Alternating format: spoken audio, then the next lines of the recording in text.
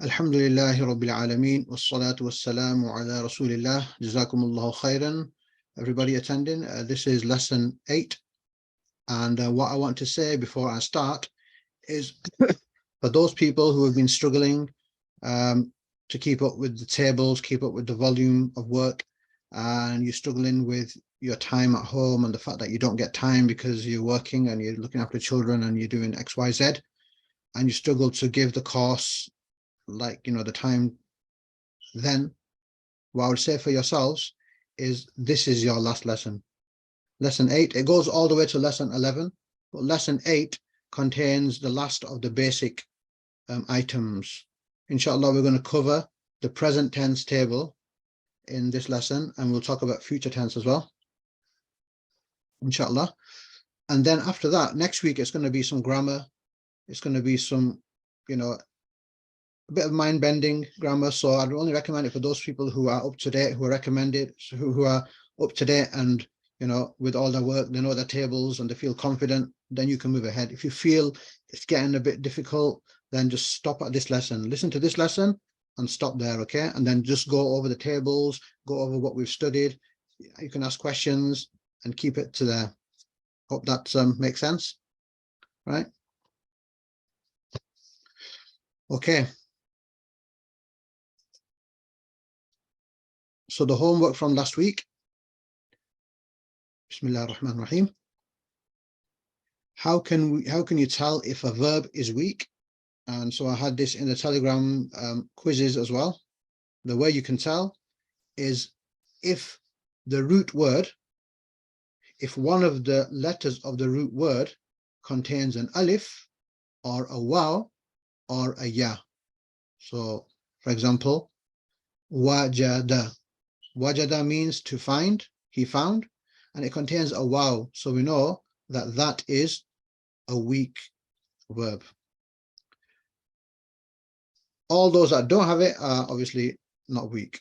Okay, so any verb whose root letters contain either an alif, a waw, or a ya, then that verb is a weak verb. And also, that's one way of telling a weak verb. That's the majority of weak verbs. But there's also another way to tell if a verb is weak, and that is when from those three letters, if the second and the third letter are the same, then it is also a weak verb, like dalla, right? Dad, lam, and a lam. You just write dad, lam, and you put a shad, you put a little W on it, that signifies two. So dalla, dad, lam, lam, that's a weak verb. Yes, irregular verb, weak verb, it's the same thing. You might call it hollow verb, right? Yes, they're all the same. They're all talking about the same thing. It's called weak because it contains a weak letter. These are a weak letter. And what does weak actually do? So we've got that in the next question, I think, one of the next questions. So this is talking about verbs, right? It's talking about verbs. It's not talking about, harf jar. It's not talking about nouns. It's talking just about verbs, okay? So somebody's written, what about mimma? Mimma is not a verb. So that doesn't count. It's not a verb. Mimma is min and ma joined together. So mimma. So although the last two letters are the same, it's not a word. It's not a root word. It's not a root word. It's not a verb. Okay. Write the past tense table for qala. So all this was doing is going over the table we did last week in order to help you remember it. Qala, qala, qalu, qalat, qalata, qulna, qulta, qultuma, qultum, qulti, qultuma, qultunna, qultu, qulna, qulna. Yes? The reason why I said it fast is so that you can learn it. Sometimes when you read it fast, like when people do hifz, they do it fast, right? It becomes easier for some people to learn.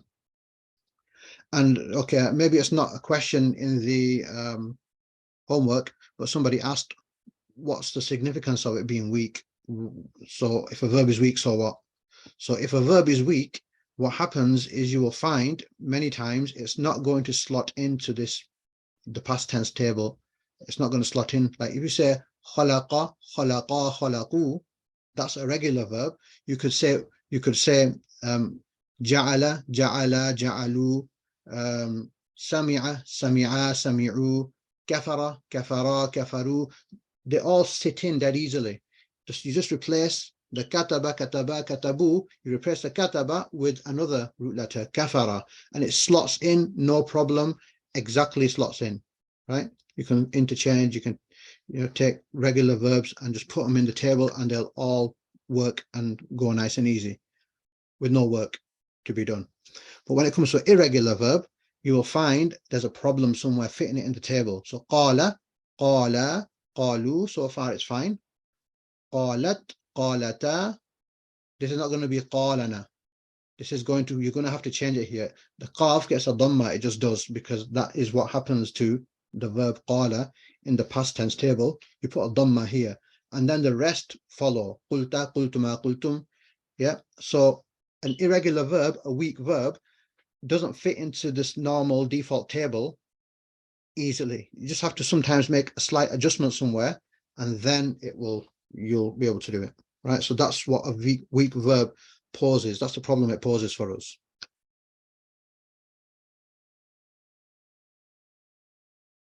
Yeah, so that's why this dhamma, so somebody's asking, why is this dhamma come? Because this is a weak verb and some adjustment has been made. So for qala, an adjustment here with the qaf has been made. So you have to make an adjustment when it comes to irregular verbs.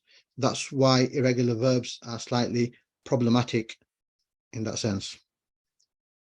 Why could you not have qalana for they said? That's not what that's not how Arabic is. Arabic for this one, it changes to qulna. It just does. It just does. Right? And it'd be harder to say, look, qalana, and then qalata, qalatuma, qalatuma, qalatum, qalati, qalatuma, qalatunna, qalatu, qalattu, qalatana, qalatana. It's hard, right? It's hard. And a lot of the time, Arabic is what's easy on the tongue. The Tajweed is what is easy on the tongue many times, right? So yes, that adjustment has to be made. And then what happens is we cover the verb qala and we cover the verb kana, which is the next one, because these occur in the Quran quite a lot. So the book specified these two words and said, let's do these tables because these verbs come in the Quran a lot. But each irregular verb will have its own adjustment. Some irregular verbs may not even have an adjustment, right? Why could you not have, okay, so I think I've answered that question, I hope. Right, so for kana, because it's similar to qala, there's an alif in the middle, the table is pretty much exactly the same. Kana, kana, kanu, kanat, kanata. Look, the dhamma has appeared. But in this case, kana, there's already a noon there. So when you put the noon of the women on, it's going to become kunna. So that's a little slight adjustment there that's needed to be remembered. And then you're off. Kunta, kuntuma, kuntum, kunti, kuntuma, kuntunna, kuntu, kunna, kunna. The endings don't change because the ending actually means, the ending changes the meaning of the word. Look at this one. Kunna means we were. Kunna, they all were. Just making this noon 2 counts, kunna and kunna, makes a massive difference to the meaning, changes the meaning completely. Do the adjustments always contain a pesh? Do the adjustments always contain a dhamma? Not necessarily. Not necessarily. Some verbs may not have a dhamma there, they may have something else going on.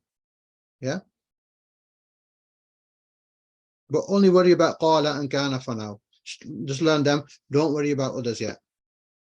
Until you've clocked the tables, mastered it, then you can start looking at other weak verbs if you want, like ja'a, and see what ja'a does, like wajada, and see what wajada does. You can go to the internet, you can type in Arabic verb conjugator, and it'll give you a few websites.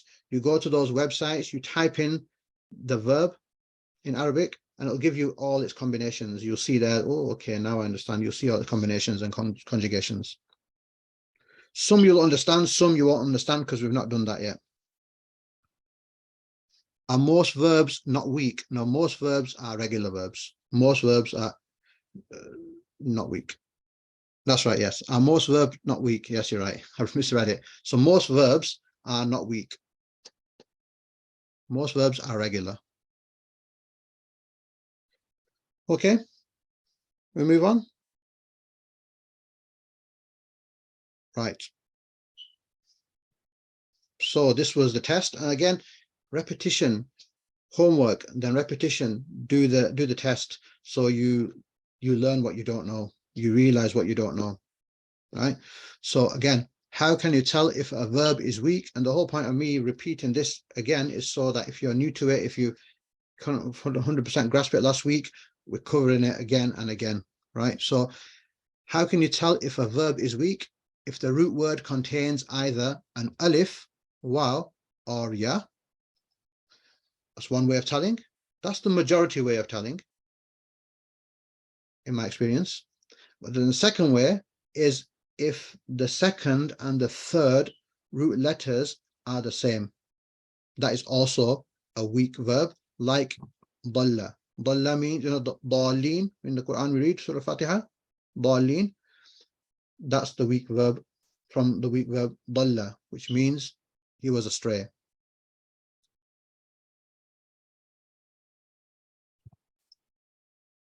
Right. Question 2, translate the following. So again, it's just doing it to remember the meanings of these words. And I think I've put the most important ones at the start. So qala, very important, highly occurring in the Quran. Qala, he said. It's the root word. Qala, he said. Qalu, it's the plural. They all said. Masculine.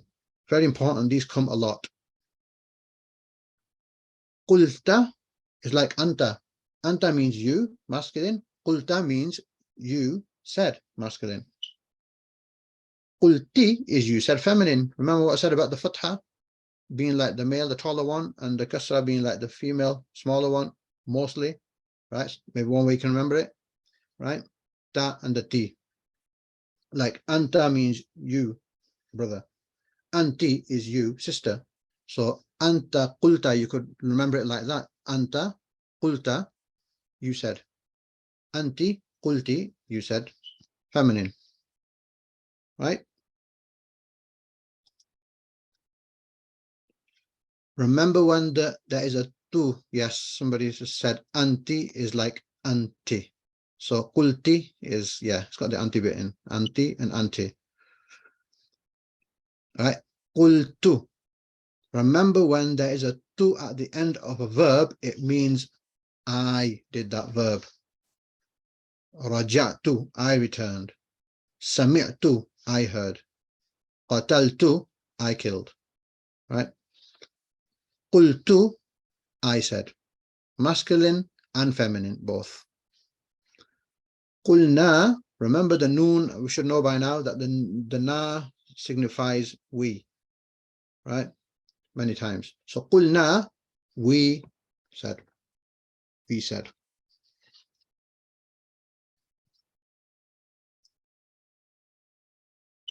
Qultum, you all said. Qultum, just like antum, you all, antum, and qultum is you all, masculine, said. Right, now the ones that don't come so much, the duals, qalata, they both said, feminine. Qalata, they both said, feminine. Qultuma, you two said, you both said.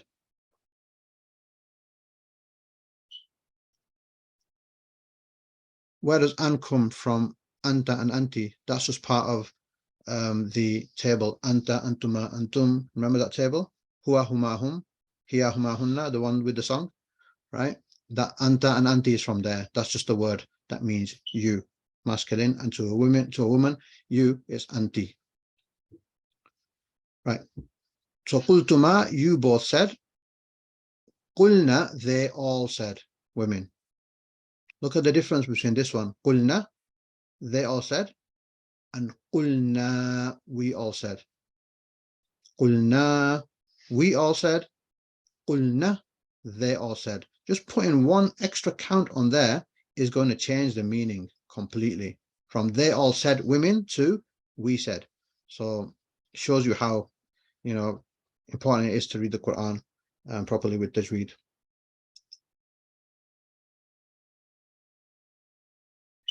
Qultunna, you all said, masculine. And qala, they both said. The duels are trickier and they come with practice. When I started teaching this course, I didn't necessarily know all the duels off by heart like I know now, but going over and over again, you learn it. Qalat, she said, and that's the end of the qala words. Now we come to kana, which is a root word. The root word is always third person, he did it. So he was, like in the Quran, kana min al-jinni, he was, min from al-jinni, the jinn. So kana, he was. Kanu, they all were. Kuntu, again, look, the tu means I. Kuntu, I was. Kuntum, you all were, masculine. Kunna, we all were. And kanat, she was. And the whole reason we're learning these is so that we know what's going on in verses like this, in parts of verses like this. Kanu, remember, kafaru, zalamu, fasaqu, qalu, kanu, they all, whatever the verb. So in this case, they all were. Qabla, we've done that, yes. Qabla, before. Dhalika, that. Okay, dhalika, muhsinin. Muhsinin, may have necessarily not have done it yet, but muhsinin, muhsin is the name of a person, a male name. So it's going to have a good meaning, right? Muhsin is the doer of good, the doer of good. Yes, a way to learn the tables is write it and repeat it. As I said, we've done muhsin, right? If you write the table down 20 times, I'm telling you, 20 times you're going to know it, or you're going to nearly know it, right? Inshallah. Hand's going to hurt, but you're going to know it. You write it, when it comes to the 15th time, 16th time, you don't have to look at your notes because you got used to it and you're writing it, and it might stick in your head longer. So writing is a good way. People, even now, in certain countries, they do hifz with writing the Quran. They learn by writing it. Do we know who the doer is here? كانوا قبل ذلك محسنين. Well, there's no marfu word here, yeah? So maybe we don't know from just this sentence who's talking about. Yeah. There's no marfu word. Qabla, there's not a noun. ذلك is not a noun. Muhsinin, right? Muhsinin is not marfu. Muhsinun would have been marfu. Muhsinun would have been marfu, right? But muhsinin isn't marfu. It's either mansub or majroor. And in this one, I'd have to think about it, which one it is. Right? But it's definitely not marfu.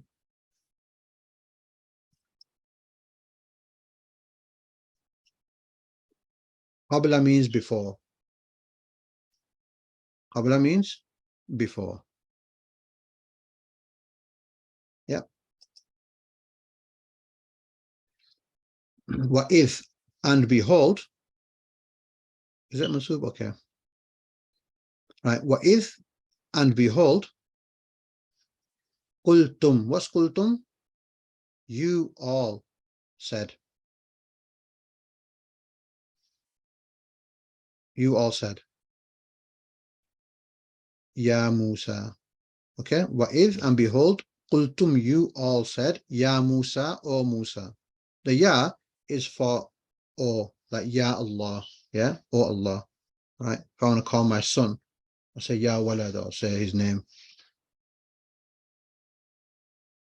Right.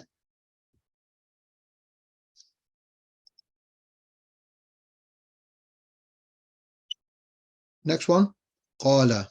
These are really important ones to remember. Qala, coming all the time in the Quran. Qala, he said. It's the root word. He said, هذا, this is. Remember, we've done this in the first lesson.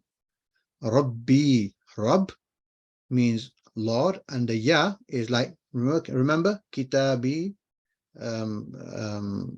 Shamsi, Qamari, my thing, right? So Rabbi, my Lord. So he said, this is my Lord, Rabbi. Hada, this is Akbar. It's from Kabura. You know, Kabir means big. Akbar means greater. Greater. We've not done that yet, and we won't do it in this course, inshallah. Okay, so I hope that made sense.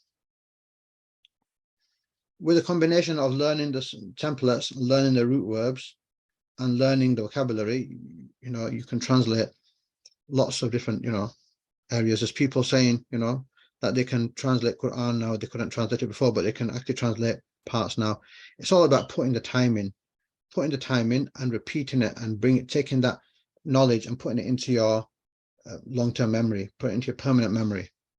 So it just involves going over. And what I would suggest is, once this course is done, I'll give you the slides, inshallah, right? You stick on PowerPoint on your laptops, whatever, give you the slides, and you go and teach your family, teach your friends, teach your neighbors, somebody, go over it, right? When you go over it, you're going to learn it stronger and better, because you're going to have to prepare before you go to the lesson. And then when you do the lesson, inshallah, it will sit in your head more, and it gets better like that. So that's one way to do it.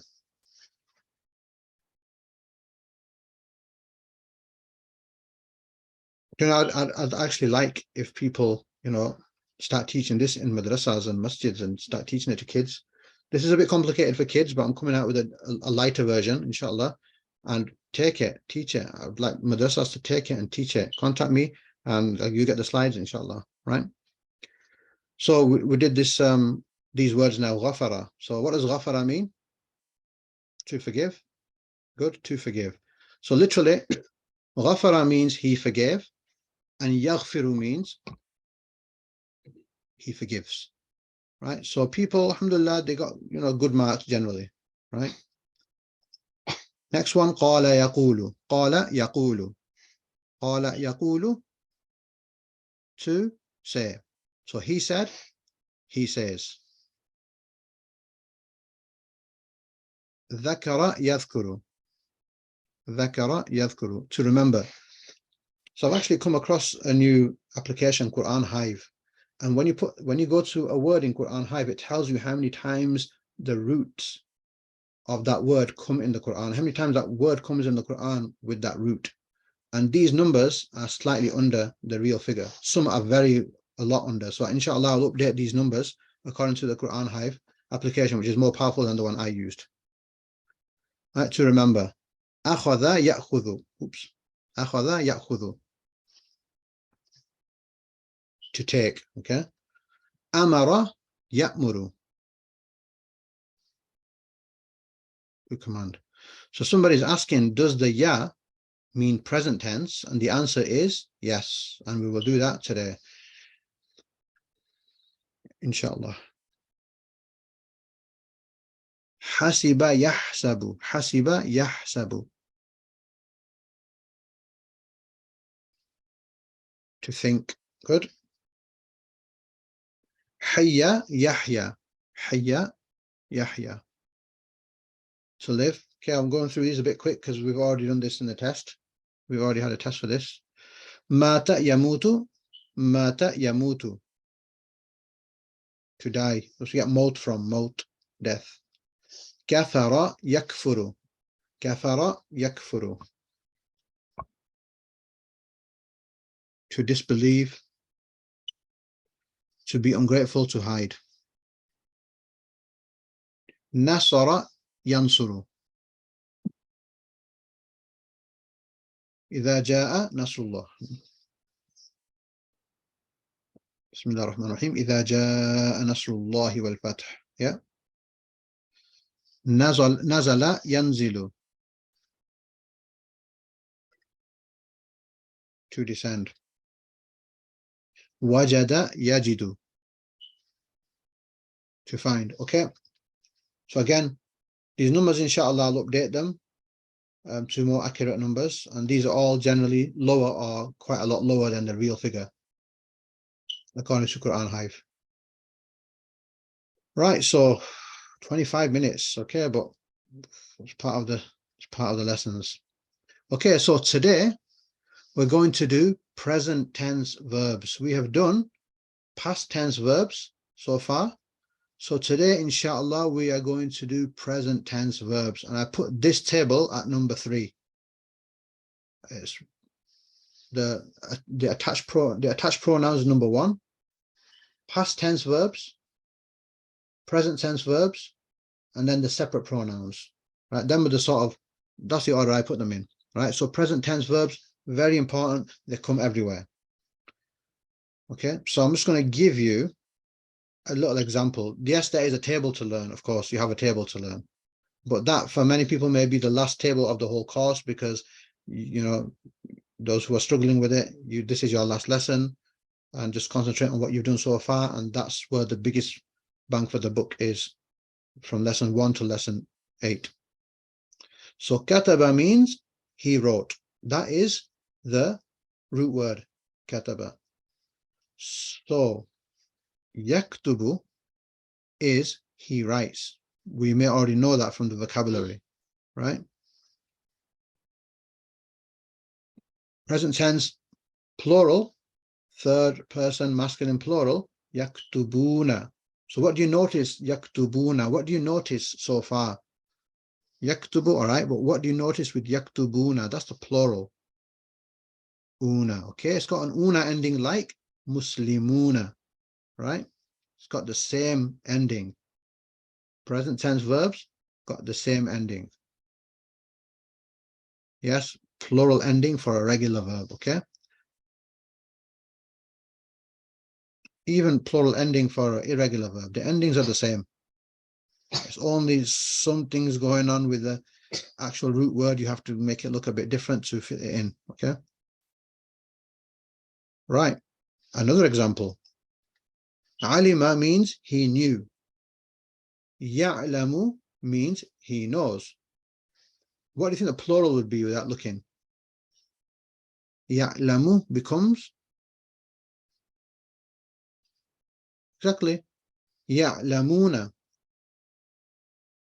Give you another one. Oh, actually it's the same one. Kataba yaktubu, sorry, kataba yaktubu yaktubuna, right? Ja'ala. What does ja'ala become? Have a guess without looking at the book.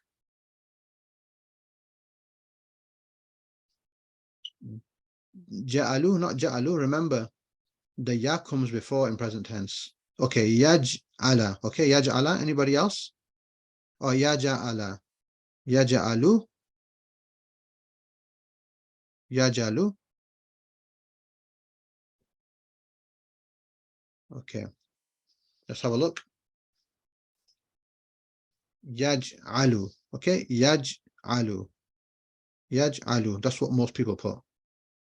And the plural, just yaj'aluna. Just get that present tense singular, put a una on the end, and it becomes plural.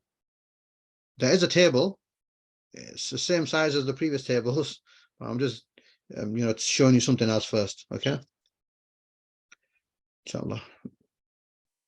The last one, raja'a. Raja'a means to return. He returned. How do you think you're going to say he returns? See what you're saying. You can write it in English.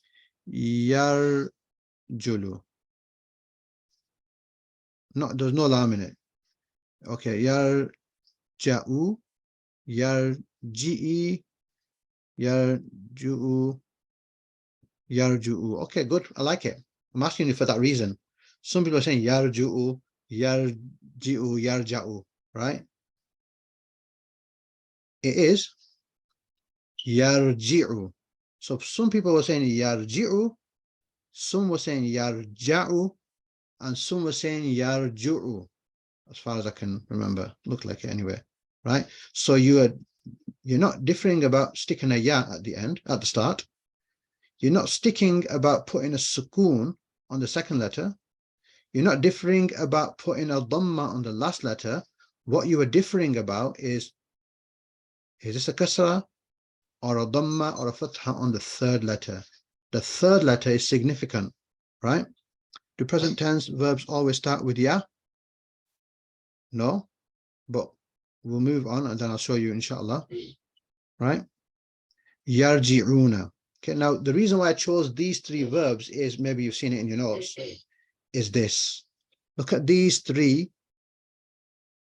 On the third letter, look at the vowel. In this one, it's tu. It's not yaktibu, it's yaktubu. In this one, it's yaj'alu. And in this one, it's yarji'u. Right? Can you see it's different?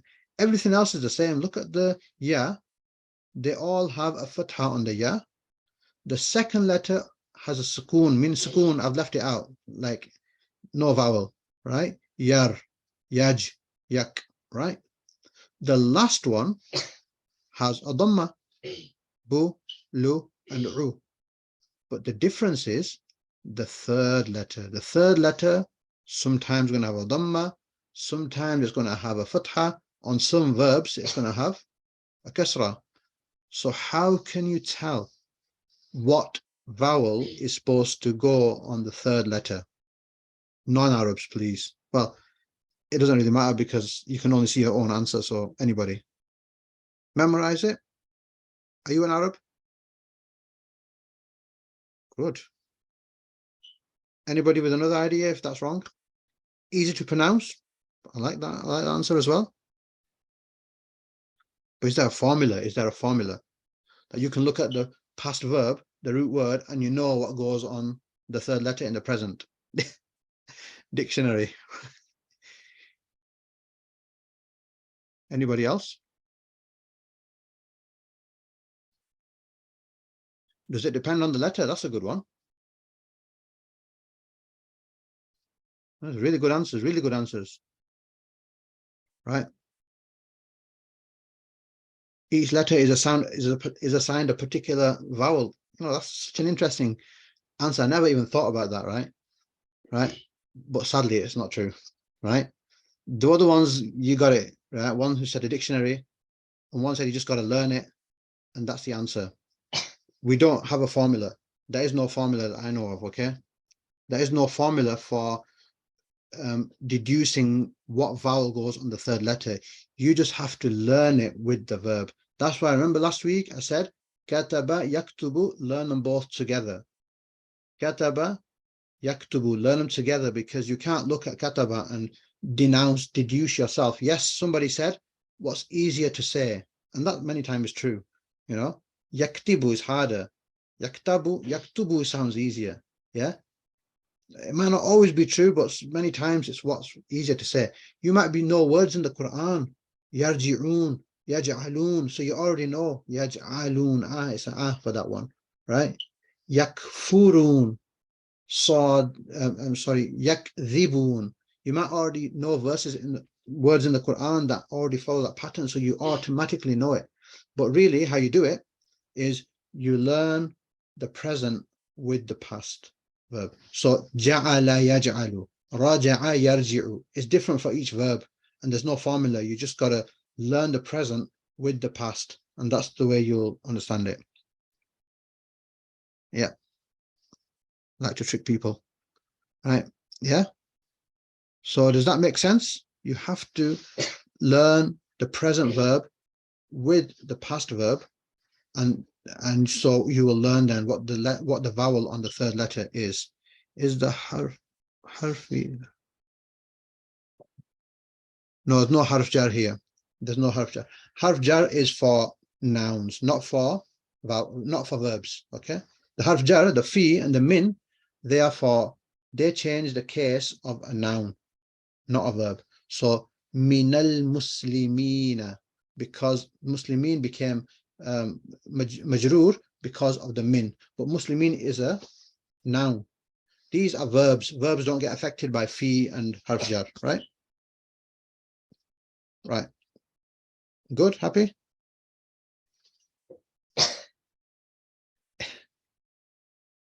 Oh, yes, brother. Is there a dual form for the present tense? Oh, yes. Of course there is. Right? It might shock you. The table might shock you, but it's the same similar size table to previous, right? So I think it's next. Okay. I just want to mention one more thing. Once you determined the vowel of the third letter, it continues with all the other permutations and conjugations of that word. So yaktubuna, it's going to stay. Once you know what it is, it's going to stay with that verb in the present tense all the way through, dual, plurals, everything. Yaj'alu, yaj'aluna, yarji'u, yarji'una. Once you know the vowel, it doesn't change. That vowel stays the same for all the other different combinations in the dual and the plural. So MP means masculine, plural. So third person, masculine, plural. And 3MS means third person, masculine, singular. And the root word is third person, masculine, singular too. Yes? Yeah. Right. Is it the table? It is the table. Yeah. This is the last table for, it's the last main table in the whole course as well. Right. So MP means masculine. So I'll just go back. Somebody's asked a question. Third person, masculine, plural. Third person, masculine, singular. Third person, masculine, singular. Yeah. Right. So this is the table. And this is maybe the trickiest table out of them all. But I want to show you something. What do you notice about the present tense table, this one, and the past tense table? If you remember the past tense, I don't think I've got the past tense table here. No, I haven't. So can anybody tell me something by which you can tell if a verb is in the past tense or it's in the present tense? Okay, so present tense, the front of the word changes. Fantastic, sister. In present tense, something comes in front of the root word. The first root letter is ka for kataba. Remember kataba? Present tense, a letter comes before the first root letter of the verb, right? So you get basically a prefix attaching onto the root word. Look, they all got a prefix. They've all got something coming in front of kataba. Remember, in past tense, it was kataba, kataba, katabu, katabat, katabata, katabna, katabta, katabta, katabtum. Remember all that, yeah? So that was ka. Kataba, kataba, katabu. It started off with the root letter and only something was added to the end. That's how you can tell the verb is past tense. How you can tell it's present tense is when some letter attaches onto the start of the root word. So yaktubu, yaktubani, yaktubuna, taktubu, taktubani, yaktubna, taktubu, taktubani, taktubuna, taktubina, taktubani, taktubna, aktubu, naktubu, naktubu, right? This one's tricky. So the first thing I want you to do is forget the feminine rows. Blank these ones out for the time being. This one here and this one here, blank it out. I should have, maybe I can put a slide in next time to actually blank it out so you can concentrate. Have I blanked it out? No, I haven't. Right? Look at the third person. Yaktubu, yaktubani, yaktubuna. Remember the dual. Ani is marfu. Remember that? Ani is marfu. Ani is dual as well. Muslimani. The dualness of ani carries on into the present tense verbs too. And the una continues into the present tense from the nouns as well. One way to think about it. Yes, the table's correct. Yes, somebody's saying that, which one is it? She writes, yeah, she's saying this one and this one are the same. Is that correct? Yes, it's correct. Right. But for the time being, and if you're struggling with this table, delete all the duals and delete the feminine lines as well, completely. Delete all that line, delete all that line, and delete the duals. And in my new course, inshallah, simpler one, they're going to be gone. They're going to be deleted anyway. You're not going to even know them, right? Right? Yes. So just concentrate on the masculine, this line here. Concentrate on this line here. Yaktubu, yaktubani, yaktubuna. He writes, they're both right, they're all right. Now look at the second person masculine. Taktubu, taktubani, taktubuna. The only difference is second person starts off with ta, and the third person starts off with ya. Right? Easy way to think about it. When you're speaking to a person, he's closer to you, so you use ta. Taktubu, takhruju, ta'lamu, tasma'u, right? You use ta for you too, where's the camera, and for you all, ta. Now, and ta comes first in the alphabet compared to the ya. The ya comes right at the end, right? It comes right at the end. So third person is using the ya. Yaktubu, yaktubani, yaktubuna. Remember this blackness here, you can put khalaqa in there, you can put raja'a in there, you can put, sami'a in there, you can put many regular verbs will all fit nice and easy. Yeah. Yaktubu, yakhruju, yakfuru, yadhlimu, yarji'u, right? You can replace, that's it. So the red is a template you need to learn. So is that clear? The third person masculine starts off with ya, far away. Yaktubu, he writes. Yaktubani, them two write. Yaktubuna, they all write. Now for second person, from speaking to you, then it's taktubu. The ya is replaced with a ta. Look, ya there, a ta here. Ya here, a ta here.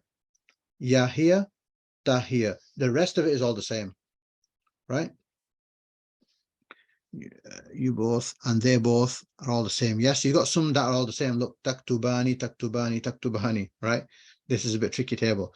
I would learn it like this. Yaktubu, yaktubani, yaktubuna. Taktubu, taktubani, yaktubna. Taktubu, taktubani, taktubuna. Taktubina, taktubani, taktubna. Aktubu, naktubu, naktubu. This is difficult because it's got a lot of different things going on, especially in the feminine. Masculine is fairly straightforward, right? Yaktubu, taktubu, yaktubani, taktubani, yaktubuna, taktubuna. The only difference is the second person starts off with ta, the third person ones, masculine, start off with ya. And that's the most important take-home message, right? That's the most important message. Duals don't come in so much and feminines don't come in so much. So learn the masculine ones. Let's look at first person. Right, I'm saving the hardest to last, right? Look at the first person. Aktubu. When you're talking about I did it, it's aktubu. Where does alif come in the sentence in the Arabic alphabet? First. So it comes first. So you're using the alif on yourself. Aktubu. And alif also looks like I, right? So when you see a, aktubu, yeah, a for ana as well, yeah, ana, nahnu, right? So ana, I, aktubu I, taktubu you, yaktubu him, right? Can you see? I is alif, I. And then later in the alphabet, ta comes, that's for you, you're close, you're still close. And then ya comes right at the end, and ya is third person, further away, right? So that's one way to remember it. I hope people, find that helpful, right?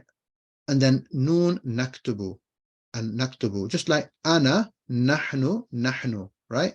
So naktubu means we all, right? We all. Imagine the noon being like a dot, that being you, and the circle around it is everybody else. We. Noon, the dot is you, and the circle around it is everybody else. We. Right? So we write, we write. Everybody happy with that?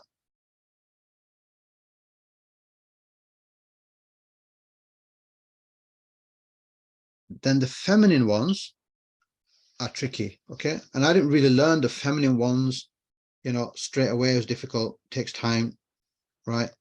But, you know, if there's some people who are good in languages, and they were saying, you know, one sister was saying, no, don't cut it out, don't cut it down. I'm a non-Arab, but it's going fine. But she's good at languages. There's some people can pick up languages very good and very easy, and others it's difficult. So for those who can do it all, do it all. For those who struggle in, just forget feminine. They will be in the test, but just get your masculines right, because them come up a lot. In fact, in the examples, I don't think I even use any feminine. In the next examples, I'm just going to show you masculine words, because you need to get the ta for second person right and the ya for third person. That's crucial. So let's look at the feminine now. Taktubu. It looks like this one. Taktubani, yaktubna. So can you see when third person masculine all start off with ya, the third person feminine starts off with ta and then goes to ya, right? Taktubu, taktubani, yaktubna. That's why if you can't get your head around it, just forget that it exists. Forget that this line exists, right? Those who are Arabs and, you know, know this, you guys got to do it, right? So you guys got to do it. Why is she writes the same as you write? So yes, she writes and you write is the same. It just is. The context of the sentence will tell you. If it's talking about a woman, then you're going to know taktubu is a woman. Look at this. Taktubani, taktubani, taktubani. They're all the same. How do you know which one it is? The context of the sentence would tell you. I don't know if these duals even come in the Quran. I have to see if I got numbers on them. I don't have numbers on these because getting the numbers for this was quite hard, right? How can you tell the difference between she writes and you write when translating from Arabic? Yeah, you couldn't tell just like that. Taktubani. So in the test, if it comes in the test and you write, you know, the answers are written so that you can only one's right. Yeah, one of them will be there. So, you know, don't worry about that. But yeah, you can't tell just looking at them. They're both taktubani means they're both right, you both right, and you both right. Feminine. It can be any one of them. But the sentence would tell you. All right. Let's look at second person feminine. Taktubina. Taktubina. That looks like a plural. Ina, but it's not. Taktubina is you write, feminine. Right? It's different. Look, there's only one in the singular that's got an ina on it. Right? So confusing, tricky. You just have to learn it. Yeah. For those Arabs, I would say you guys try to attempt to learn it all. For the non-Arabs, if you're struggling, drop it. If you're non-Arab, you're not struggling, then do it. So taktubina means you write. Yeah. You write. Taktubani, you both write. You both talk. You both listen. You know, it's the same pattern. So, yeah. And taktubna, look, they maintain that noon, the noon of women. Yeah. They maintain the noon of women comes out in the present tense as well. But this is yaktubna. This is taktubna. Right. So feminine ones are much trickier in the present tense. This is the last base table of the whole course. Anything else that you see is just going to be a tweak of this. It's going to be a tweak of this. This is the base table, the fourth base table of the whole course. There's 4 base tables. One is separate pronouns, one is attached pronouns, one is past tense verbs, and the other one is present tense verbs. That's it. Right? Are we happy? We're going to do some examples, inshallah, and then, you know, things will get clearer as you see more. If present tense verbs can end in una and ina, is there a way to tell them apart from nouns ending in una, ina? Yep, the pattern. If you see a ya at the front and a una at the end, and you see 3 root letters in the middle, it is a verb. Muslimuna, you know, not many verbs. I don't know if there's many nouns that will start off with a ya in this pattern. but if they do, you're going to be able to tell. So look for the pattern. It starts off with a ya or a ta, and after it come 3 root letters. So it's a good question. Can I just make clear if there is a letter before it's present, if there's a letter after it in past? Yes, that's correct. Yeah. So in the past tense, this would have been kataba, kataba, addition at the end. Katabu, addition at the end. They all start off with ka. The past tense verbs, they all start off with the first root letter. So khalaqa, khalaqa, khalaqu, raja'a, raja'a, raja'u. They all start off with the root letter. But in present tense land, they don't start off with the root letter. They either start off with a ya or a ta or an alif. The actual root letter comes second. Look, it's coming second. So that's the way you can tell if a verb is present tense or past tense. They have both, or are they just examples? So I don't understand what you mean in there. Can you recite this table with the verb to forgive? Yaghfiru, yaghfirani, yaghfiruna. Yaghfiru or yaghfuru? Yaghfiru, I think it is. Taghfiru, taghfirani, taghfurna. Taghfiru, taghfirani, taghfiruna. Is it I'm just getting muddled. Is it taghfirun or taghfurun? Ghafara yaghfiru. Yeah, it's taghfiru. So taghfirina, taghfirani, taghfirna. Aghfiru, naghfiru, naghfiru. Kasra, yes, kasra as far as I remember. Ghafara yaghfiru, yes. If I'm wrong, I'll mention it, but I'm pretty sure it's right. Right? Ghafara yaghfiru. Okay, on the table there are letters before and after. Are they just examples? No. So these letters before, this is the template. This is the template. This doesn't change. What changes is the 3 root words. That's it. So yakhluqu, yakhluqani, yakhluquna, yakfuru, yakfurani, yakfuruna, yaj'alu, yaj'alu, yaj'alani, yaj'aluna. Right? So the reds are going to stay. That's the template. That stays. The only thing that changes is the 3 root letters. They will change depending on the verb you're talking about. So yakfuru, he disbelieves. Yakfurani, them two disbelieve. Yakfuruna, they all disbelieve. Right?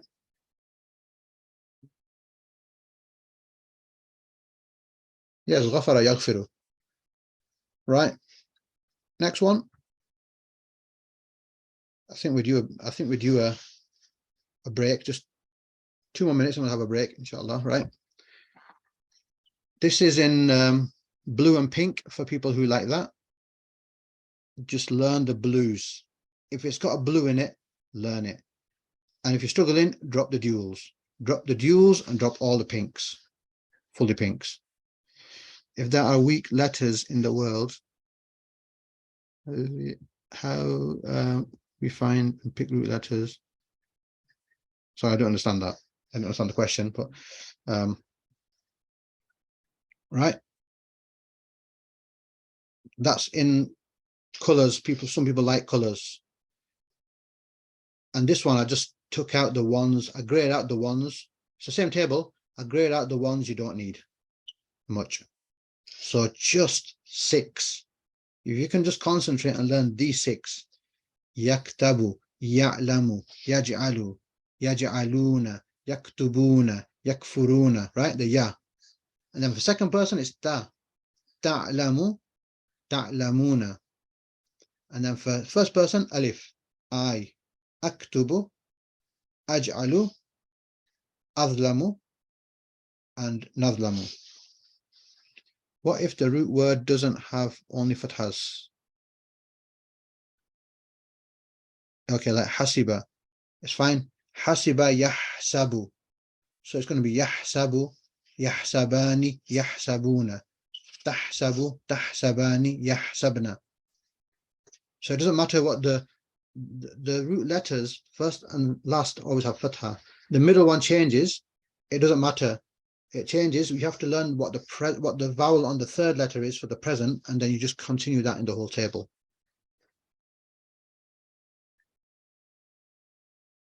Yep. I think we do a break. Yes, we do a break. We'll come back. We'll come back, inshallah, and then we'll do examples. So you've all got a 10-minute break. 8:35, inshallah. We'll return. Jazakumullah khairan. Assalamu alaikum. Alhamdulillahi Rabbil Alameen wassalatu wassalamu ala Rasulillah. So just a few things that were mentioned in the break for the people who are there. I was talking about, well, two things. One thing is this whole course got delayed by 1 week, remember, in the start, because I had a problem with 100 users, the 100 user limit being hit, and the Zoom wasn't configured behind the scenes to accept, more users. So it got delayed by 1 week. So what happened as a result is we can finish all our lessons on time, but 1 week was a revision week where I just went over briefly all the slides of all the lessons quickly, over a 2-hour class. So that got taken away by getting delayed by 1 week, right? So somebody said, some sister I think said on the Telegram group, or sent a message to me, I don't know which one it was, that can you have a revision group?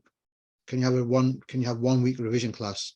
So because we don't have enough Thursdays before Ramadan, right, I'm fine with doing a revision class, but it'll have to be on a Tuesday or some other evening. So what we can do is I can ask the question on the Telegram group, and if you give your answers there, what do you want to do? How do you want to do it? Then we can take it. Yeah, maybe we want to do an evening like this, but on another day, Monday or Tuesday, or what is good for yourselves, right? It's not compulsory for everybody to attend, but many people, when they attend the revision, they go over the whole thing again quickly. They love it, they like it, right? That somebody said there, I think the revision class will be good. Let me just close all your comments so you can only see your own. Okay, sounds brilliant. Okay, that's good. So inshallah we'll do something. The second thing I want to talk about, which was mentioned in the break, was, can you see these here? Yaktubu, yaktubu, taktubu, taktubuna. So I'm working on another course. I'm maybe about 3/4 of the way complete. I'm cutting down this whole course for beginners, super beginners, those who find it difficult absorbing the volume that we're doing here. So in that course, this slide won't be this big. It will just contain these 6 words. That's it. I'll take off the dual, I'll take off the feminine where I think they're not needed so much, right? It'll just be super basic, and I'm hoping it'll be for kids as well. Kids will be able to come and join, because you only have 6 words to learn from this table. 6 words, right? It will, inshallah, be easier. There'll be no marfu, no mansub, no majroor, right? You will learn that in this class, but that class, it will take that out, and inshallah be much cut down, much simpler. It might be about 8 lessons or something, right? So that will be like for super beginners and kids, and I'm hoping that course is taken by madrasas, and madrasas teach it. Contact me, I can give you the slides, and inshallah I'm hoping it'll be a good course. It's just this course but cut down into real basics, some pictures here and there as well, right? I'm getting some good comments. Yeah, beginners class. And it was a sister who sort of suggested it to me, saying, could you do a simpler version for kids? And then I met a brother once in the masjid, and he goes, how's your course going? Yeah, good. He goes, it's just a bit too difficult for me. And then he goes, make it a bit simpler, put some pictures in. He gave me some ideas. So alhamdulillah, how many lessons in this course? 11 lessons. Right, okay, so, and inshallah I'll give the details towards the end of how you can find out when I do the next course, inshallah. Got a Telegram group, and it's also, if you subscribe to YouTube, then you get on the community tab, you'll get a poster when I do another course, inshallah, right? So what you need to do, also on the WhatsApp status, it comes on there as well. So I want you to go now to find this table on page. So This table or the previous tables? It's all the same table, it's just one's grained out. 94, is it 94? Yes, 94. Right, 94. And I think you only need the table on 94 because the examples that come next are only going to consist of the words you can see on this table. Because duals don't come, so I didn't even bother putting any examples in. Duals don't come up so much, I didn't even put any examples in. Feminines only, they don't come too much, so I don't think I've even put any examples of them in, right? So either the table on page 94 with the blocked out ones, or the table on 93, which is the same one, but you can see all of them. Whichever one you want to do, open your book up on that, like this, that one. And now we're going to do some examples so it sits in, okay, inshallah. Bismillah ar-Rahman ar-Rahim.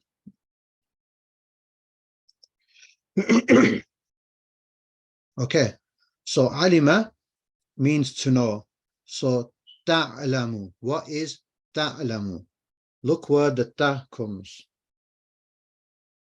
Look where the ta comes. You know, right? You don't have the book? Okay, if you don't have the book, then get your camera out. Yeah. Take a picture of this slide. Or this one. Or take a screenshot. Or this one, whichever one you want to. Okay. Hope you're done. Right, okay. Ta'lamu, you know. Second person, remember, we're just looking at, I think we're just going to look at the masculine ones here, okay? So second person begins with ta. Second person, you're speaking to him, so ta, right? In Urdu or Punjabi, you say, in Urdu you say tum. Who you say tum to? You say it to the one who's in front of you. Or in Punjabi, you say tu, right? It's got the ta, it's got the ta on there, right? So ta, beginning, is signifying second person. Majority, we're just using the male ones, okay? Majority of time, the male one is used. Okay. So ta'lamu, you know. So how am I gonna, okay, ta'lamu, you know. 11 times I could just, on my search. Ya'lamu. What's ya'lamu?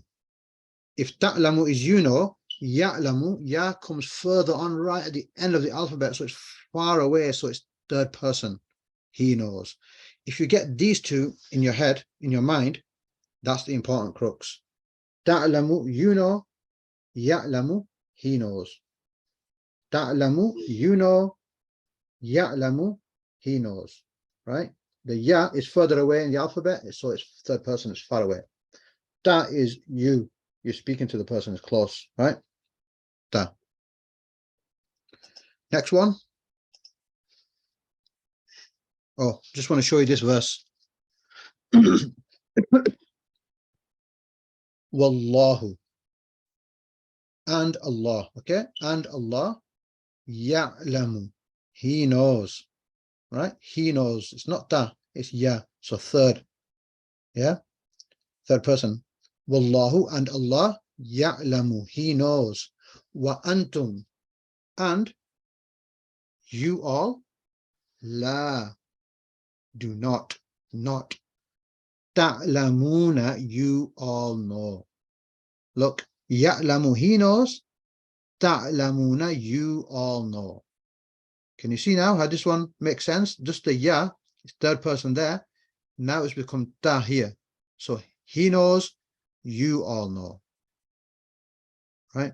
And Allah knows and you do not know. And it's such a powerful verse. If in Arabic, it's much more powerful than in English. Right? That Allah subhanahu wa ta'ala, he knows. And you don't know. Allah subhanahu wa ta'ala knows why you're working in that job that you're working in. Allah subhanahu wa ta'ala knows why you're married to that person you're married to. Allah subhanahu wa ta'ala knows why you had children or why you didn't have children. Allah subhanahu wa ta'ala knows what's better for you. Allah subhanahu wa ta'ala knows how you would have been if the other thing happened. Right? So Allah knows and you do not know. So be happy wherever Allah subhanahu wa ta'ala has decided. You know, we try to be happy with whatever Allah subhanahu wa ta'ala has decided for us. If we didn't get that job that we wanted, and Allah knows and you do not know. if you got married to the person who you wanted to get married to, for example, and you didn't get married to that person, right, through circumstances that you had no control over, Allah knows and you do not know. Allah knows, maybe, that marriage that would have never worked out and would have been mess up for you, a problem for you, right? Allah knows what would have happened 20 years down the road, 10 years down the road in that marriage, 5 years down the road. So Allah subhanahu wa ta'ala knows, so we trust Allah subhanahu wa ta'ala, and we thank Allah subhanahu wa ta'ala as well. Right? Just a powerful verse that is. Right? Powerful verse. Okay, so ta'lamuna. Ta'lamuna. Look at your table. Ta'lamuna. What's ta'lamuna mean? The ta signifies second person, you. Right? And the una is all. So you, all, alima. Alima means to know. So you all know. It's like 3 words in there, okay? You all know. Right?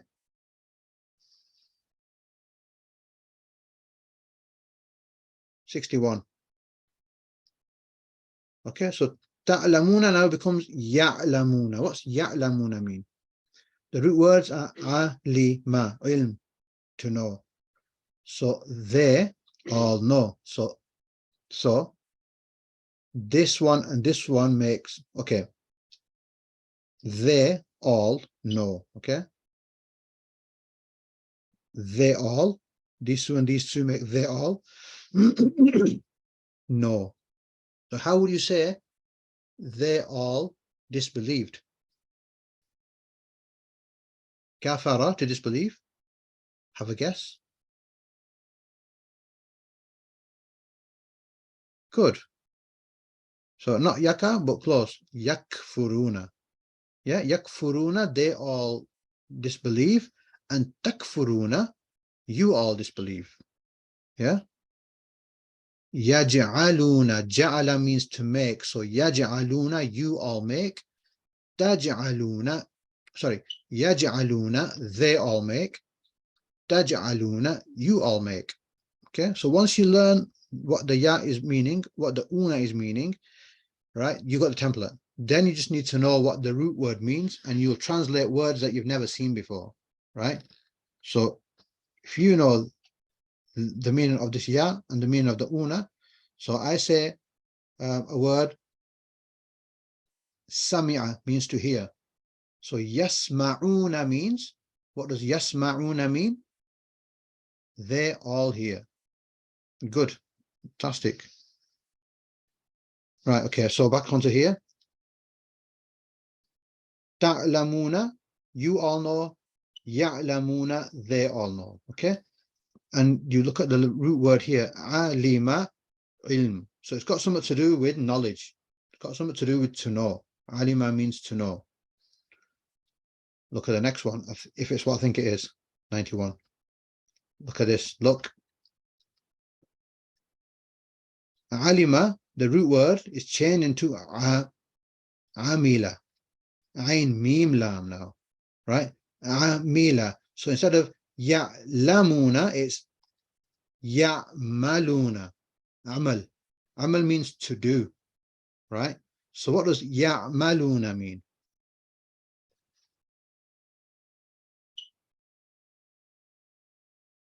They all do. If I don't get to answer the question, one question has gone over the screen. If I don't get to answer it there, then just ask in the Telegram group.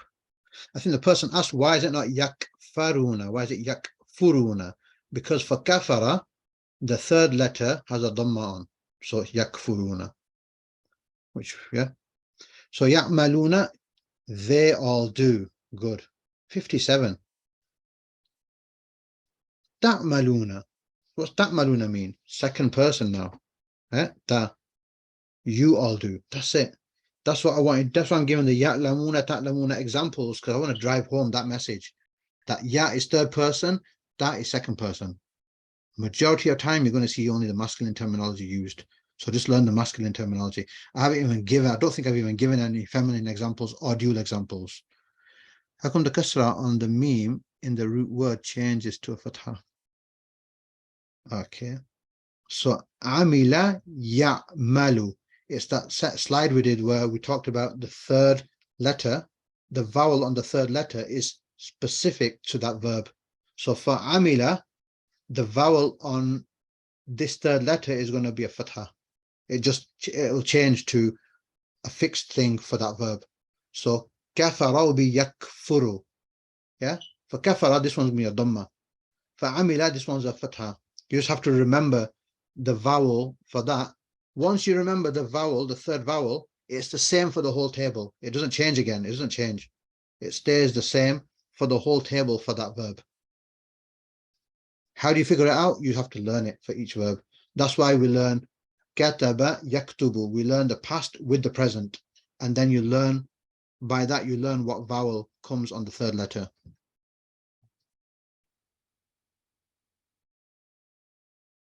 You all do. Yeah, this is present tense, so it's not you all did, it's you all do.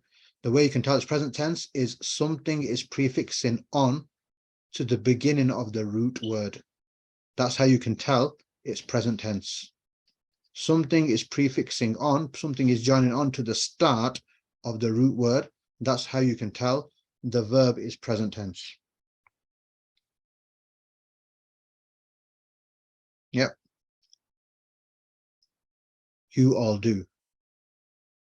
So let's just do that again. Ya'maluna, they all do. Ta'maluna, you all do. Okay, 83, maybe more. Na'malu. So what is na'malu? Na'malu, the noon. What is the noon doing? We. Yeah, the noon comes in we. Lots. Right. Na'malu, we do amal. Right.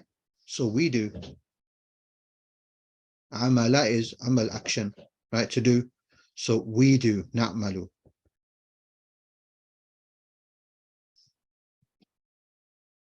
So fa'ala means to do.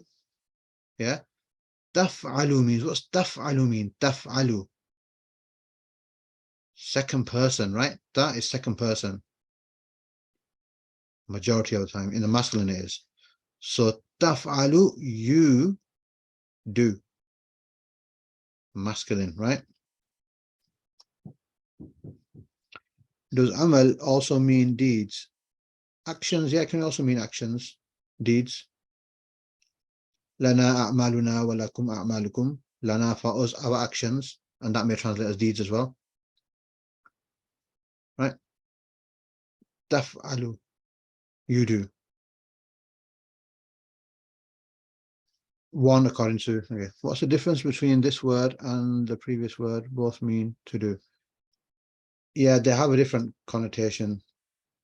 Amal is like action, and this one is like to do. There's difference in the translation.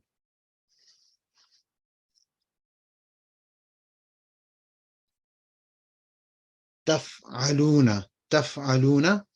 So it's got fa'ala which means to do. Fa'ala. So taf'aluna, you all do. Yeah, you all do. So I think amala is more like to act. Right? And this one is more of just like to do something. You all do, masculine. Good. And what do you think the next one's going to be? Yaf'aluna.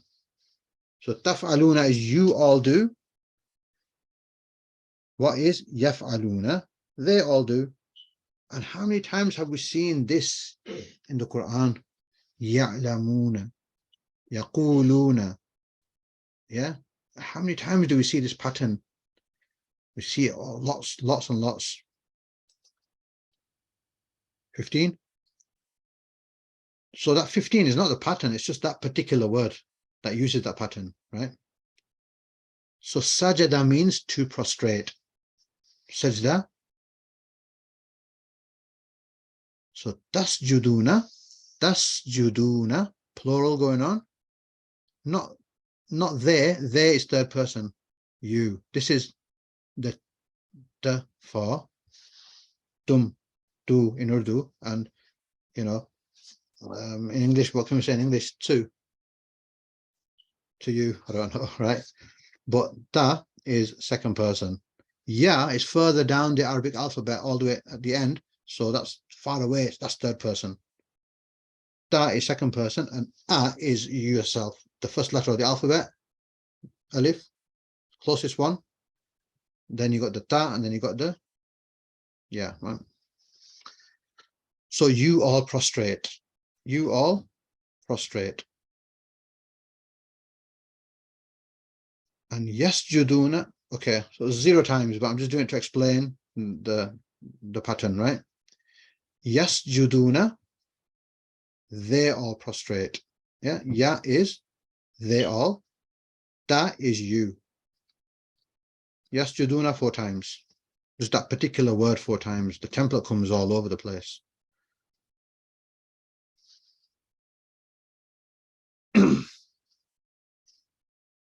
Yarji'una. So yarji'una, you can see the ya is a prefix, the una is a suffix, attachment at the end, and raja'a is the root word. You can tell now, you can slowly start maybe able to pick out root words because you're learning the patterns, right? So raja'a means to return.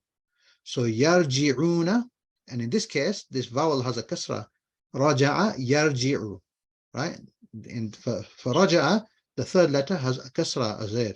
So it's going to be yarji'una, yarji'u, yarji'ani, tarji'u, tarji'ani, tarji'una, arji'u, narji'u, narji'u, right? So that's going to be a kasra there. It's going to hold all the way through the table. It doesn't change. Once you figure out what it is for that verb, it stays all the way through the full table. They all return. They all return. 12. So now we've got tashkuruna. So ta is an addition, the start. So we know it's present tense verb. Una is plural. So we just need to know what shakara means. Shakara. And that means shukr, which we say in Urdu. And yeah, shukr, which means thank, to thank, he thanked. So tashkuruna, you all thank. Yeah. Are all their present plural? Are all the present plural are marfu? That's a good question. Are you an Arab or non-Arab? Give me none.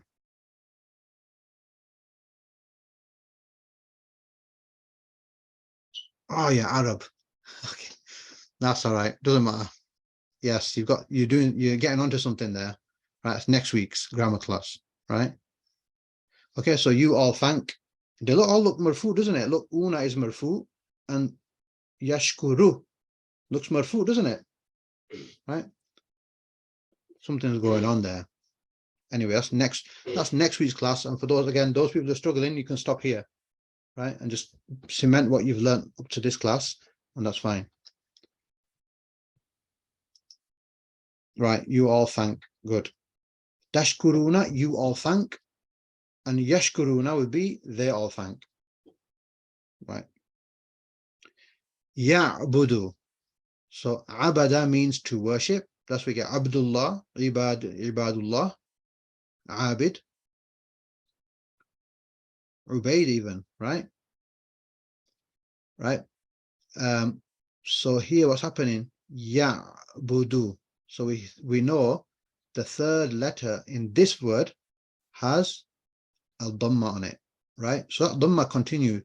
Ya'budu, ya'buduna, ya'budani, ta'budu, ta'budani, ta'budna, a'budu, na'budu. Okay, that vowel, once you figure out the vowel on the third letter, it stays for the whole table for that verb.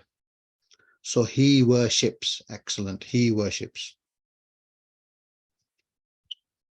Ta'buduna. Ta'buduna. Ta'buduna. Ta is you. Una is all. You all.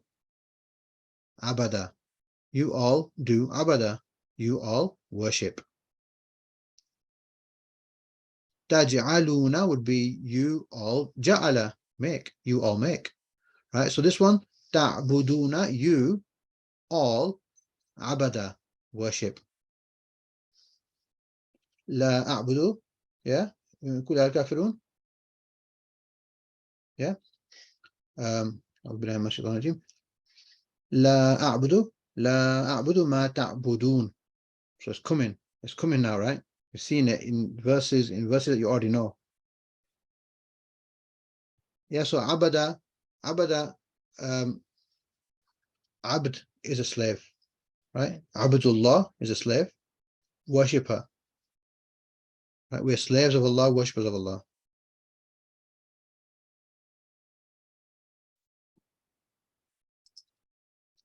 Ta'buduna, you all worship. Ya'buduna, what's ya'buduna? If ta'buduna was you all worship, what is ya'buduna? They all worship, right? I'm not concentrating on feminines because they don't come up much, but I'll give you the table because that's the whole table. There's no other combinations. I'll give you the whole table, but from them, just concentrate on the masculines for now.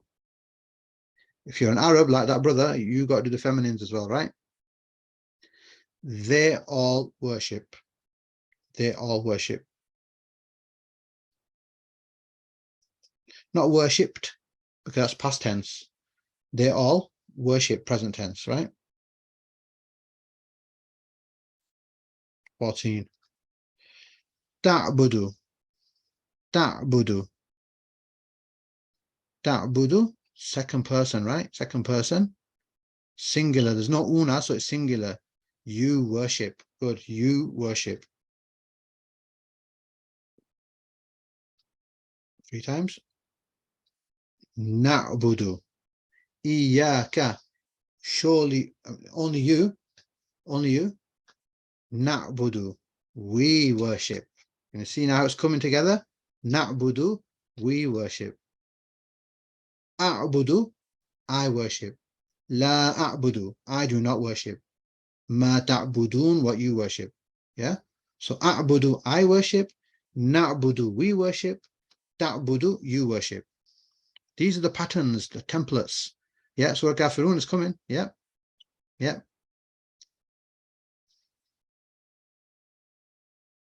8 times here. And just another one. A'udhu. A'udhu means I seek refuge. A'udhu. Na'udhu means we seek refuge. So here sometimes people say Na'udhu billah. That means we seek refuge. Sometimes we say A'udhu billah. That means I seek refuge. So it's all connecting through these tables. So yeah. So I've got 27 minutes left.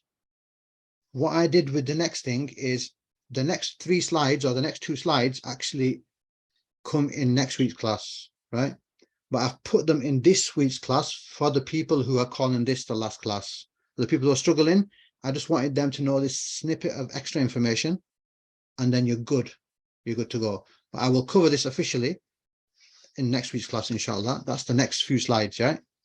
The next few slides are saying this: future tense. We just learned the present tense table, right? Yeah, of course, you can all continue in the next class all the way to the end, no problem. But just whoever is struggling and is, doesn't have the time and cannot hold on to it any longer, then just end it at this one. Don't do next week's and get even more. Stop at this one. But yeah, of course, everybody can continue all the way to the end, no problem. I'm just giving it a solution for the people who don't have the time to learn more tables and they're struggling. Yeah, but of course you can join. You can continue. Right, so future tense. Got about 25 minutes to go over future tense. The good thing is you've already learned the future tense table, or you've already done it. That table that I showed you, yes, that table that I showed you is present tense and future tense. Are you happy? A bit worried, but are you happy? Right? Yes, with plenty of exclamation marks. Somebody's confused. Yes, I understand. Yes, yes, good, right? So there's no separate table for future tense. It is exactly the same, right? But somebody sent one of those worrying ones, yeah? Worrying pictures, right? So what's going on? How can you tell if a verb in a sentence is present tense and future tense or future tense if the word is exactly the same, right? Because let's just look at that table again. Well, we don't have it, but look at that table again on page 90. What is it for? That, or 93. That table you see there, yaktubu, yaktubani, yaktubuna, that's the same word used for he will write, them two will write, they all will write. It means both. It means both. So the question is, how can you tell when that word means present tense and when that word means future tense? That's what you need to know, yeah? Is that right? Is that what you need to know? Yes, some more yeses, right. Yes, okay, good. One more, one yes, and one give the answer as well, okay? And a non-Arab as far as I remember.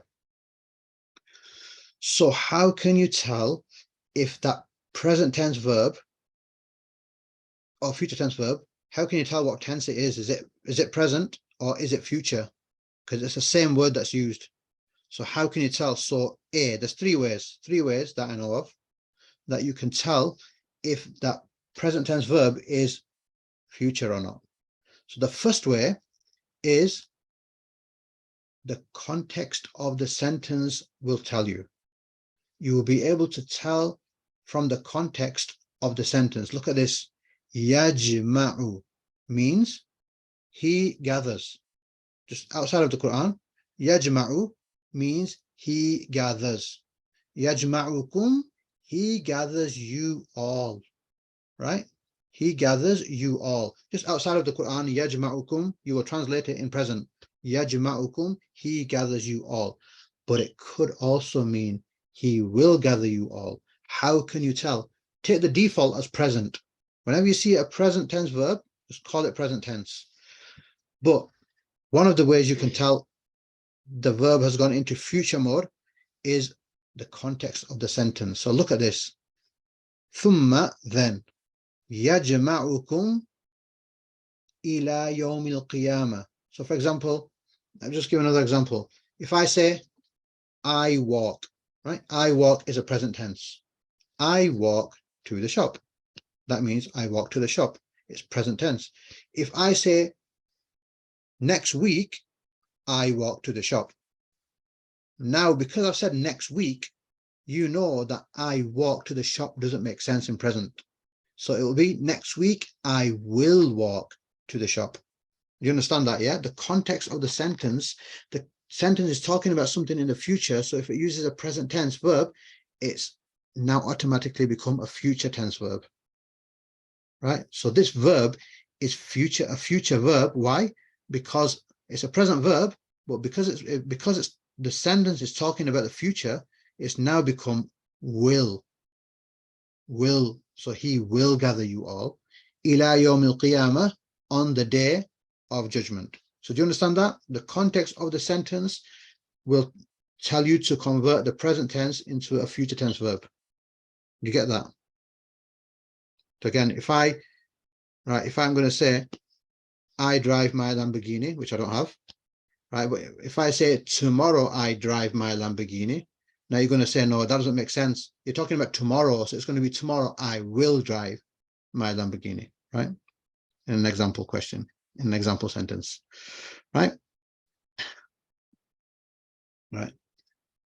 So that's the first way. The context of the sentence will tell you that that present verb has now become a future verb. Yes, any event in the future, it means that the verb has become a future verb, right? So that's one way. Context will tell you. This won't appear in this week's test because it's really for next week, right? Just the people who want to call it quits here, I put it in for you guys. You got the present tense, you got the past tense, and you got the future tense all done, all packaged up now, right? So that's one way. The second way is when you put the word sofa in front of the present tense verb. Sofa means soon, right? Or one translation of it would be soon. So sofa in front of a present tense verb makes it future. Soon you will all know. So ta'lamuna means you all know. Alima, ilm, yeah, alima, ilm, to know. So ta'lamuna, you all know. But sawfa ta'lamuna means you will all know. You shall all know. Right? Is that one clear? Okay. So the present tense verb, when it's used, but the sentence is talking about the future, then that present tense verb becomes a future tense verb. Second way is if sofa comes in front of a present tense verb, it makes it into future tense. Yes? And the last one is when, just imagine you get the sofa, you get the scene of sofa, and you cut out the waw and the fa, and you just join the scene onto the present verb. So, sata'lamuna. Sata'lamuna. When a sa comes and attaches onto the present tense verb, it becomes future tense, regardless of the context. And even sofa, regardless of the context, sofa means soon. So soon you all know, translate to, soon you shall all know. So you shall know. Yeah. So the sa here, we see the sa, right? Sofa is also used in its shortened form, sa. So imagine that was a sofa there, but it's just shortened to sa, yaj'alu. So yaj'alu means he makes, okay? He makes. Oh, okay, in this context, yeah, he grants. But the sa makes it future, he will grant. Who will grant? Who will grant? The doer is always marfu, so look for the marfu word. Oh, Allah is marfu, so Allah is doing the granting. Yeah, it's called granting here, so I'll just leave it as granting. So Allah will grant. Okay, ja'ala just generally it means to make, right? But in this context here, it's translating as to grant, right? So, and even if you translate in your mind, you know, ja'ala means to make, and so Allah will make. You still, you know what it's meaning, right? Even though that may not be the correct translation there, but we're not writing it, we're just thinking about what it means, right? In some translations, if you want to search your Qur'ans, in some translations it might say Allah will make, but in this one where I got it from, it said grant, so I'm leaving it as grant, right? So sayaj'alullahu, Allah will grant, ba'da, after, usrin, difficulty, hardship, yusra, ease. I used to get mixed up between usrin and yusrin, or usrun and yusrun, right? Usr and yusr. Easy way to remember it for those who know tajweed. Which one is easier to say? Yusran or usran? Which one is easier? Yusr or usr? Yusr is easier to say. Yusr. But with the ayn, it's harder. Ayn, you got to say usrin, right? So the one that is harder to say means hardship. The one that is easier to say means ease, right? Oh, of course, yes. So yusr, yasir, it's also a name. So you're not going to have a name of hardship and struggle. The name is going to have a good meaning. So yusran, yeah, yusr, yasir, yasir, yusra, yeah, it means, something good. So ease. Okay. Right, so that's it. Let me just see. That's it. So 3 ways you can tell. You can make a present verb into a future verb. The context, sticking a sofa in front of it, and attaching a sa in front of it. Right? That's it. Future tense, done in 10 minutes. Right? Done future tense. And Alhamdulillah. Inshallah, we're going to see here the example of the full verse. So this is the one where the context is in the future. Qul, Qulillahu, say, Allah, yuhyikum, gives you all life. Thumma, then, yumitukum, he causes you all to die, you all. This is the all part, kum, remember? Kum, you all. He is this one, yumitukum, he causes you all to die. Thumma, then, yajma'ukum. So this is present tense, this is present tense, this is also present tense word, but thumma yajma'ukum, he will gather you all. He gather you all. The will is in the context. Ila yawmil qiyamah, on the day of judgment. So he will gather you all on the day of judgment. La rayba fihi, no doubt. Fi, in, he, it. Fihi, in it. Walakinna, lekin, right? Lekin means but, right? Walakin, right? So walakin literally, waw is and, but, right? And but, akthara. Akthara is from kathir, kathura, which means most, right? Mankind and nasi, la, not, ya'lamuna, they all know. We've just done it. They all know.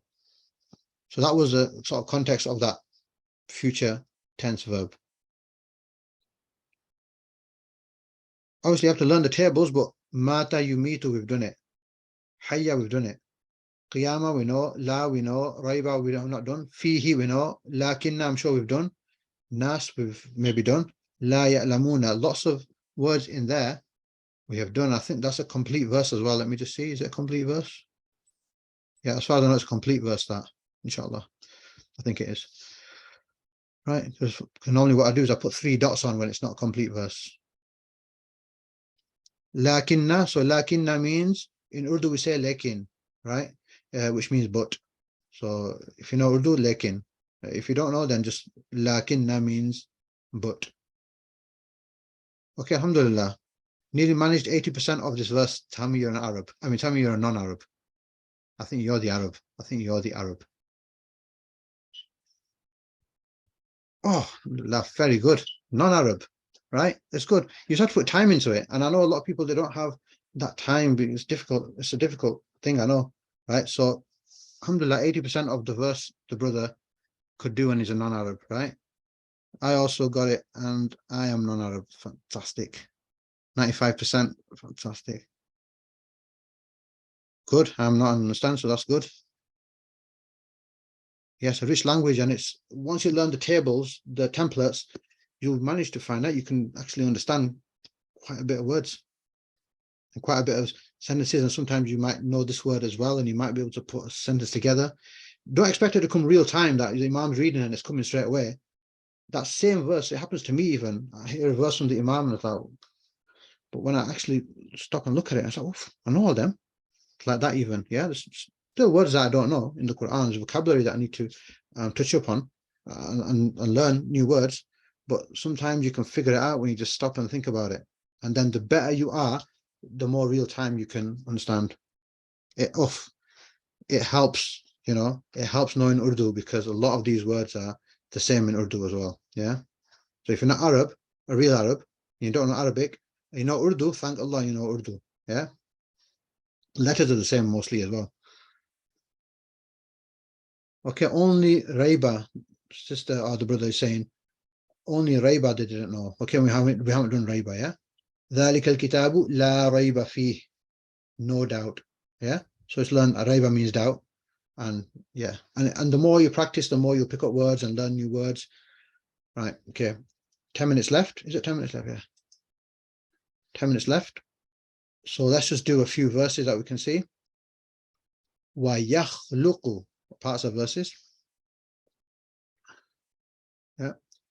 وَيَخْلُقُ. So khalaqa, means to create. Yakhluqu means he creates. Why is it not he created? Because it's starting off, not starting off with the root letter khalaqa, it's starting off with a ya, a prefix. So you know it's present tense. And he creates. Mala, mala means what not. Okay, what not. Ta'lamuna. What's ta'lamuna mean? Ta, you, una, all. Alima. Alima means to know. Right? So ta'lamuna means you all know. So ma la ta'lamuna means what you all do not know. So wa yakhluqu, and he creates what not you all know. Yep.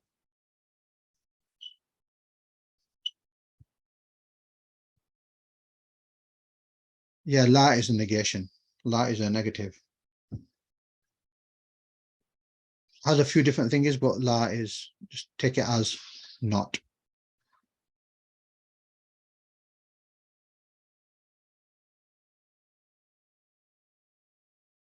Ya'lamu. Look at this one. Ya'lamu. So, third person. He knows, right? He knows. Ma over here means what? Or it's translated as whatever. Yaliju. Yaliju. Right? Bismillahi walajna. Yeah? What is that? What do we say when we go to our houses? Bismillahi. In the name of Allah. Walajna. We enter. Right? So yaliju. He enters. Fi. In. Al-ardi.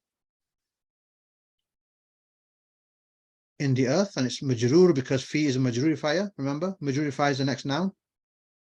Fil ardi, wama, and what? Yakhruju, kharaja. Kharaja means to leave. So yakhruju means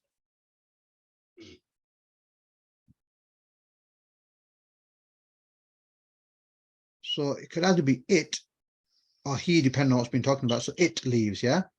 What leaves? Minha. So whatever comes out here, translation here comes out. Minha, from it. Yeah. Why is it minha and not minhu? Minhu means from it as well. Why is it minha? What's feminine? Good, feminine. Yeah, you're right. Minha, fantastic. Yeah, minha. It's minha because it's talking about the earth. What exits, whatever comes out from it, and al-ardu is feminine. Why is it feminine? Oh, fantastic. It's a historically feminine word. Yeah. Did you need to know? If you just know minha means from it, job done. But really what's going on is it's feminine because this word is historically feminine, right? Okay. Should we do this one? Let's just do another one. We can do a few. Which one? This one. Okay, let's do this one. Wama, and what? Yanzilu. Nazala means to. Nazala means to descend. Yeah. The Quran was, and even what are you saying? What are you saying in Urdu when you've got a runny nose? When your nose is descending down, that's what do you call it? Call it nazla, right? So those people who understand Urdu, nazla, I think it's the same word, right? Nazla is coming down, isn't it? Right? So that's when your nose is running. So wama, yanzilu, and what descends, right? Literally, maybe it descends. Minas samai, from. Sama is, what is sama? The sky. Yeah. Wama, and what? Ya'ruju. Ya'ruju. Ya'ruju. Araja means to go up. That's where we get mi'raj from. Mi'raj. Araja. Araja means to go up. Rasulullah went up in the mi'raj to Allah. Right?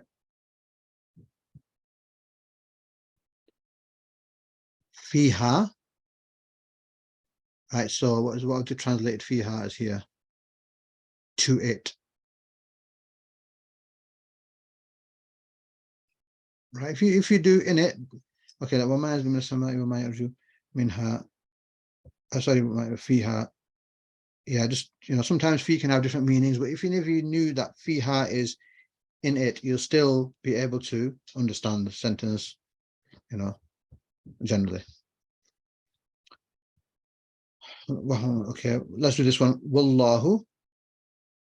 Let's do this one. Wallahu and Allah. Why is Allah marfu there, by the way? Why is Allah marfu?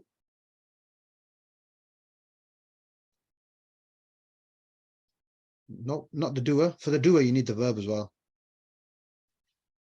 There's no verb there, yeah? Meaning, so basically there is no, as far as I know, there's no mansubifier or majurifier word coming before it. Wallahu and Allah, bima.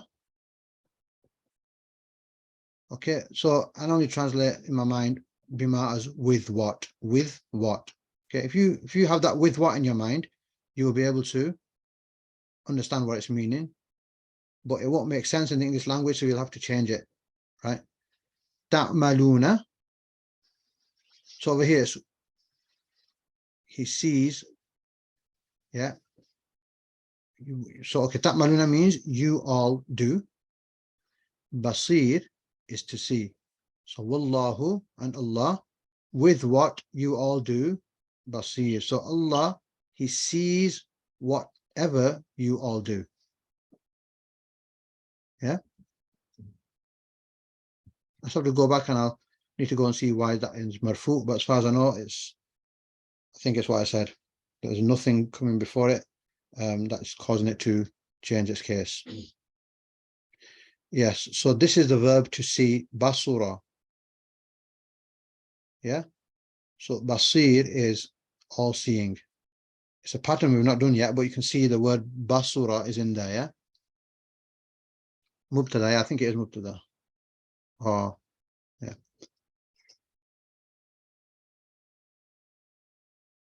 Right, this is the next font.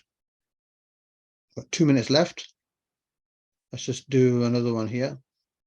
Oh, let's just do this one here. La. La is, not, okay? Not. So, a'budu, what's a'budu mean? A'budu, alif. I worship. So, la a'budu means I worship not. I do not worship. Ma, what? Ta'buduna. What? You, the ta is you, the una is all, and abada is to worship. So, I do not worship what you all worship. Yeah. So, iyaka, you alone, na'budu, we worship. Wa iyaka, and you alone, nasta'in, we seek help. That's another verb. We've not done that verb yet. So again, we've got 1 minute left. So this is the other font.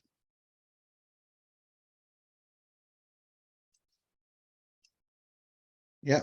And I don't know what's next. So let's see. Well, we've got some more verses, but we don't have the time. So just look through them. We did this one in the class earlier on. Yeah.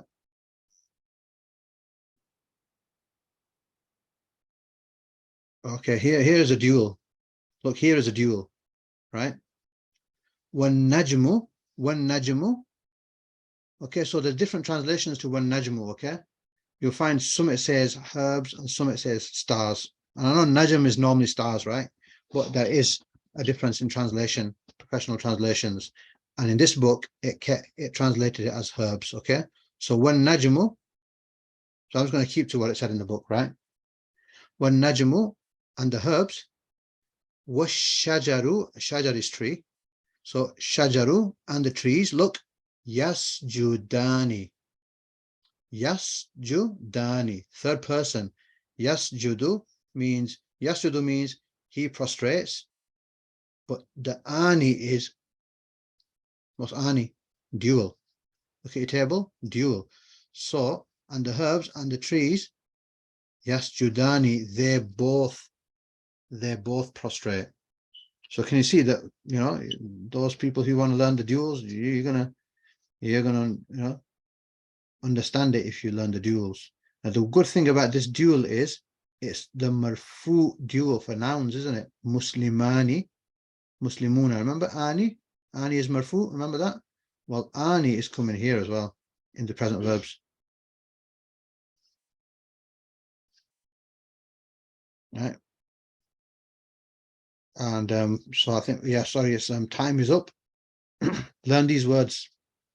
Abun, abaun is father, 64.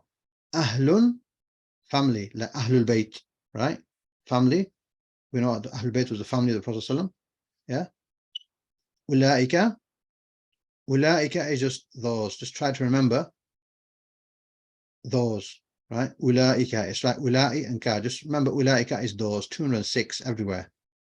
Right. Next one is ayatun and ayatun, plural, broken plural. Ayatun is verse, sign, message. Right. Ba'id is far. So it's opposite of qareeb. Qareeb is close. Ba'idun is far away, far. Ibnun, banuna, abna'un. That is son, sons, children. Sabrun. Sabrun is patience. Patience. It's no longer a verb when it has a double ending, okay? Sabara is, you know, patience. He was patient. Sabrun, yeah, sabrun, it's got a dhamma on now, right?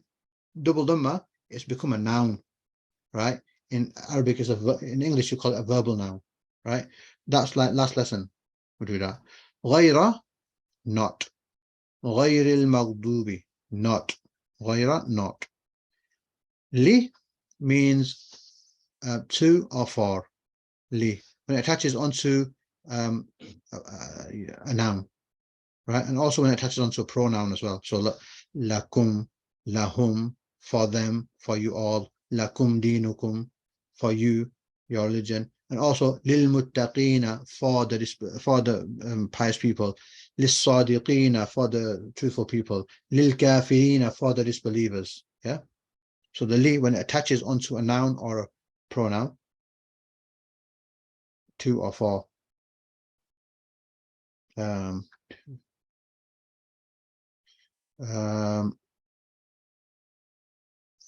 have to check to see if it has a meaning of to when it attaches to a pronoun. I think it might do.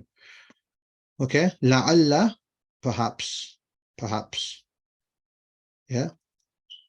أعوذ بالله من الشيطان الرجيم يا أيها الذين آمنوا كتب عليكم الصيام كما كتب على الذين من قبلكم لعلكم تتقون. Or you who believe, fasting has been prescribed on you as it was prescribed on those before you. لعلكم, so that perhaps you all تتقون, become pious, be pious. Mithla means like, and malaika is angels. Jazakumullahu khairan. This is the homework. You can read through it and do it. Any questions, ask. And that's the end of the class. It's going to be over slightly. Jazakumullahu khairan. Assalamu alaikum wa rahmatullahi wa barakatuhu.